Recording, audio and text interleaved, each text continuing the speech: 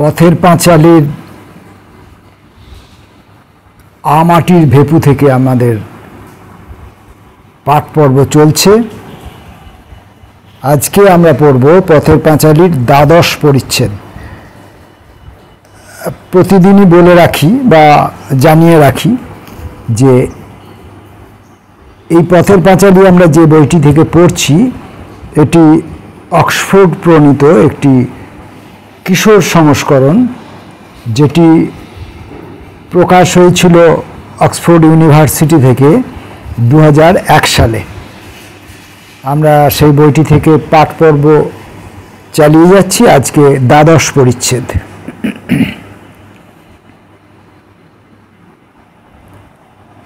কয়েক মাস কাটিয়া গিয়াছে, ভাদ্র মাস।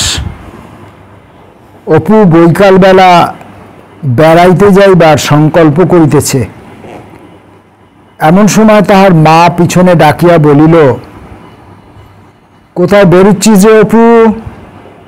চাল ভাজা আর ছোলা ভাজা ভাজছি, বেরিও না যেন, এক্ষুনি খাবি। অপু শুনিয়াও শুনিল না। যদিও চাল ছোলা ভাজা খাইতে ভালোবাসে বলিয়াই মা তাহার জন্য ভাজিতে বসিয়াছে ইহা সে জানে। তবুও সে কি করিতে পারে?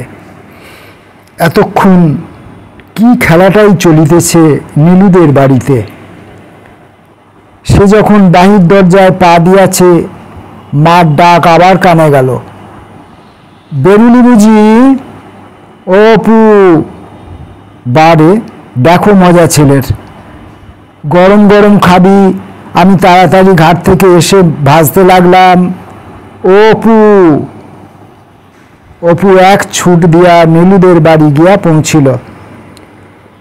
অনেক ছেলে জুটিয়াছিল। অপু আসিবার আগেই খেলা সাঙ্গ হইয়া গিয়াছে। নীলু বলিল, চল অপু, দক্ষিণ মাঠে পাখির ছানা দেখতে যাবি? অপু রাজি হইলে দুজনে দক্ষিণ মাঠে গেল। ধান ক্ষেতের ওপারেই নবাবগঞ্জের বাঁধা সড়কটি পূর্ব পশ্চিমে লম্বা হইয়া যেন মাঠের মাঝখান চিরিয়া চলিয়া গিয়াছে। গ্রাম হইতে 1 মাইলের উপর হইবে। অপু এত দূর কখনো বেড়াইতে আসে নাই। তাহার মনে হইল যেন সমস্ত পরিচিত জিনিসের গণ্ডি ছাড়াইয়া কোথায় কত দূরে নীলুদা তাহাকে টানিয়া আনিল। একটুখানি পরেই সে বলিল, বাড়ি চলো নীলুদা, আমার মা বকবে, সন্ধে হয়ে যাবে। আমি একা গাবতলার পথ দিয়ে যেতে পারবো না, তুমি বাড়ি চলো। ফিরিতে গিয়া নীলু পথ হারাইয়া ফেলিল। ঘুরিয়া ফিরিয়া কাহাদের একটা বড় আমবাগানের ধার দিয়া একটা পথ মিলিল। সন্ধ্যা হইবার তখনও কিছু বিলম্ব আছে। আকাশে আবার মেঘ ঘনাইয়া আসিয়াছে। এমন সময় চলিতে চলিতে নীলু হঠাৎ থমকাইয়া দাঁড়াইয়া অপুর কনুয়ে টান দিয়া সম্মুখ দিকে চাহিয়া ভয়ের সুরে বলিল, ও ভাই অপু। অপু সঙ্গীর ভয়ের কারণ বুঝিতে না পারিয়া বলিল, কি রে নীলুদা? পরে সে চাহিয়া দেখিল, যে সুঁড়ি পথটা দিয়া তাহারা চলিতেছিল তাহা কাহাদের উঠানে গিয়া শেষ হইয়াছে। উঠানে একখানা ছোট্ট চালা ঘর ও একটা বিলাতি আমড়ার গাছ। তাহার কোনো কথা জিজ্ঞাসা করিবার পূর্বেই নীলু ভয়ের সুরে বলিয়া উঠিল, আতুরি ডাইনির বাড়ি। অপুর মুখ শুকাইয়া গেল। আতুরি ডাইনির বাড়ি? সন্ধ্যেবেলা কোথায় আসিয়া তাহারা পড়িয়াছে? কে না জানে যে উঠানের গাছে চুরি করিয়া বিলাতি আমড়া পারিবার অপরাধে ডাইনিটা জেলেপাড়ার কোনো এক ছেলে প্রাণ কাড়িয়া লইয়া কচুর পাতায় বাঁধিয়া জলে ডুবাইয়া রাখিয়াছিল। পরে মাছে তাহা খাইয়া ফেলিবার সঙ্গে সঙ্গে বেচারির আমড়া খাইবার স্বাদ এ জন্মের মতো মিটিয়া যায়। কে না জানে সে ইচ্ছা করিলে চোখের চাহনিতে ছোট ছেলেদের রক্ত চুষিয়া খাইয়া তাহাকে ছাড়িয়া দিতে পারে। যাহার রক্ত খাওয়া হইল সে কিছুই জানিতে পারিবে না, কিন্তু বাড়ি গিয়া খাইয়া দাইয়া সেই যে বিছানায় শুইবে আর পরদিন উঠিবে না। কতদিন শীতের রাত্রে লেপের তলায় শুইয়া দিদির মুখে আতুরি ডাইনির গল্প শুনিতে শুনিতে সে বলিয়াছে, রাত্রিতে তুই ওই সব গল্প বলিস না দিদি, আমার ভয় করে। তুই সেই কুঁচবরণ রাজকন্যের গল্পটা বল না দিদি। ঝাপসা দৃষ্টিতে সে সম্মুখে চাহিয়া দেখিতে গেল বাড়িতে কেহ আছে কিনা, এবং চাহিবার সঙ্গে সঙ্গেই তার সমস্ত শরীর যেন জমিয়া হিম হইয়া গেল। বেড়ার পাশের আগরের কাছে অন্য কেহ নয়, একেবারে স্বয়ং আতুরি ডাইনি তাহাদের এমনকি যেন তাহারই দিকে চাহিয়া দাঁড়াইয়া আছে। যাহার জন্য এত ভয়, তাহাকে একবার সম্মুখেই এভাবে দাঁড়াইয়া থাকিতে দেখিয়া অপুর সামনে পিছনে কোনো দিকেই পা উঠিতে চাইল না। আতুরি বুড়ি ভুরু কুঁচকাইয়া তোবড়ানো গালটা আরও ঝুলাইয়া ভালো করিয়া লক্ষ্য করিবার ভঙ্গিতে মুখটা সামনের দিকে একটু বাড়াইয়া দিয়া পায়ে পায়ে তাহাদের দিকে আগাইয়া আসিতে লাগিল। অপু দেখিল সে ধরা পড়িয়াছে, কোনো দিকেই আর পালাইবার পথ নাই। যে কারণেই হোক ডাইনির রাগটা তাহার উপরেই। এখনই তাহার প্রাণ সংগ্রহ করিয়া কচুর পাতায় পুরিবে। মুখের খাবার ফেলিয়া মায়ের ডাকের উপর ডাক উপেক্ষা করিয়া সে যে আজ মায়ের মনে কষ্ট দিয়া বাড়ি হইতে বাহির হইয়া আসিয়াছে, তাহার ফল এই ফলিতে চলিল। সে অসহায়ভাবে চারিদিকে চাহিয়া বলিল, আমি কিছু জানি নে ও বুড়ি পিসি, আমি আর কিচ্ছু করব না, আমায় ছেড়ে দাও, আমি এদিকে আর কখনো আসবো না, আজ ছেড়ে দাও ও বুড়ি পিসি। নীলু তো ভয়ে প্রায় কাঁদিয়া ফেলিল, কিন্তু অপুর ভয় যে এত হইয়াছিল চোখে তাহার জল ছিল না। বুড়ি বলিল, ভয় কি মোরে ও বাবারা, মোরে ভয় কি? পরে খুব ঠাট্টা করা হইতেছে ভাবিয়া হাসিয়া বলিল, মুই কি ধরে নেব খোকারা? এসো মোর বাড়িতে এসো, আমচুর দেবা নিয়ে এসো। আমচুর? ডাইনি বুড়ি ফাঁকি দিয়া ভুলাইয়া বাড়িতে পুরিতে চাহিতেছে। গেলেই আর কি, ডাইনিরা রাক্ষসীরা যে এরকম ভুলাইয়া ফাঁদে ফেলে, এরকম কত গল্প তো সে মার মুখে শুনিয়াছে। এখন সে কি করে? উপায়? বুড়ি তাহার দিকে আরও খানিক আগাইয়া আসিতে আসিতে বলিল, ভয় কি ও মোর বাবা, মুই কিছু বলবো না, ভয় কি মোরে?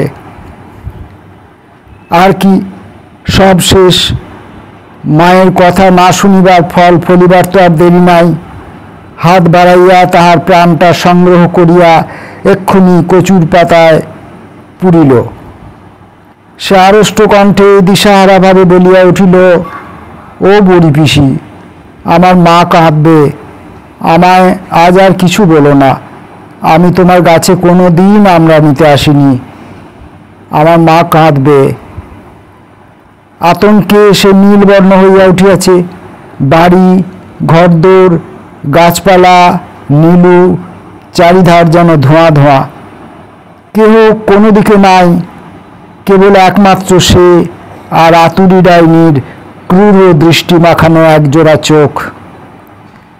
আর অনেক দূরে কোথায় যেন মা আর তাহার চাল ভাজা খাওয়ার ডাক। পরক্ষণেই কিন্তু অত্যধিক ভয়ে তাহার একরূপ মরিয়া সাহস জোগাইল।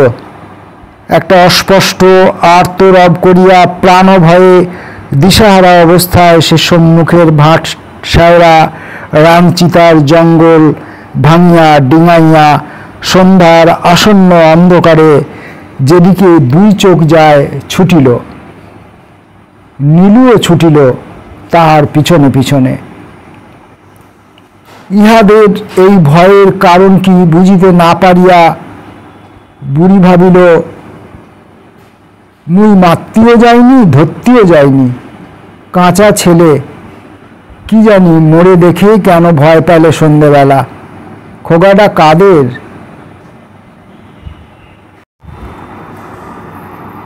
এই রকমভাবে সেই সময়ে বা তারও কয়েক দশক আগে থেকে বা হয়তো মানব সভ্যতার শুরু থেকেই যখন পরিবারের সন্তানাদির সংখ্যা অনেক থাকত এবং মানুষের অর্থনৈতিক এবং ইত্যাদি সঙ্গতি প্রায় কিছুই ছিল না বলা চলে, তখন এই দুষ্টু চঞ্চল ছেলেদেরকে নিয়ন্ত্রণে রাখার জন্য, বশে রাখার জন্য এইসব ভূত প্রেত, রাক্ষসী, ডাইনি এইসব গল্প বলে শোনানো হতো। অনেক সময় রাজা রাজকুমারী এ সমস্ত গল্প শোনানো হতো, পরীদের গল্প শোনানো হতো, কিন্তু এই ভূত প্রেত দক্ষী দানর গল্পটাই ছেলেদেরকে বশে রাখার জন্যে, নিয়ন্ত্রণে রাখার জন্যে বেশি কার্যকরী ছিল। আবার কখনো কখনো হয়তো এই গল্পের প্রভাব তাদের অভিভাবকদের মনের মধ্যেও সত্যি অর্থেই থেকে যেত। তারা যে সবসময়ই কোনো উদ্দেশ্য নিয়ে এটা করছেন তেমন নাও হতে পারে, শুধু গল্প বলার জন্যে বলছেন, আর তাদের জীবনেও হয়তো সেই কাহিনীগুলো কখনো কোথাও সত্য ছিল, অনিবার্য ছিল, কারণ তাদেরকেও তাদের বাবা মারা, অভিভাবকরা এইভাবে ভয় দেখিয়ে দেখিয়ে বড় করেছিলেন।